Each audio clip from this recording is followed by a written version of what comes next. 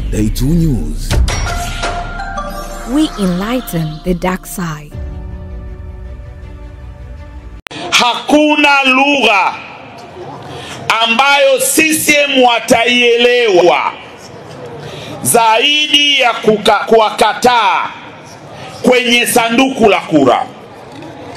Hakuna namna yoyote katika nchi yetu, kulingana na historia yetu, kulingana na hali yetu ya kisiasa, hakuna namna yoyote tunaweza kuiondoa serikali iliyoko madarakani bila mchakato wa uchaguzi.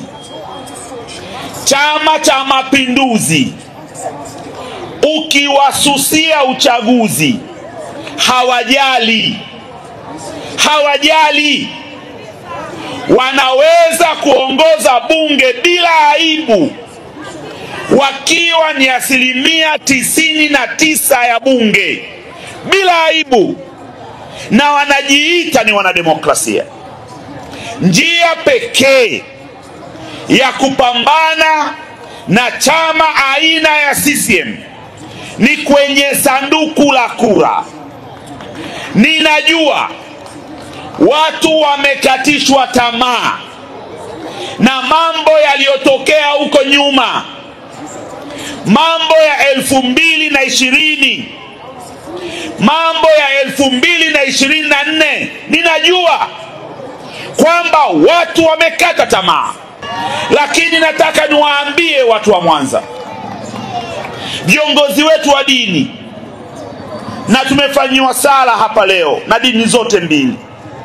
Viongozi wetu wa dini kila siku kwenye mimbari zao, misikitini na makanisani, wanatuhubiria kuacha maovu. Maovu yanaisha.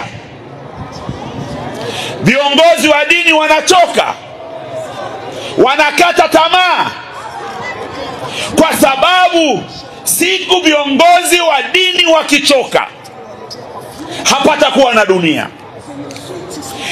Hivyo siku wa Tanzania mnasema basi CCM waendelee tu, CCM haitajali, wataendelea tu, kwa sababu itikadi ya CCM ni jambo moja tu, linaitwa kwa Kiingereza power. Hawana itikadi nyingine. Wanachojua CCM ni namna ya kushika madaraka basi. Chochote kinachowarahisishia kushika madaraka watakikumbatia. Ndio maana sisi hatupaswi kuwapa nafasi, hatupaswi kuachia washike madaraka kiubwete. Ndio maana ni lazima tukapambane kwenye sanduku la kura. Day 2 News. We enlighten the dark side.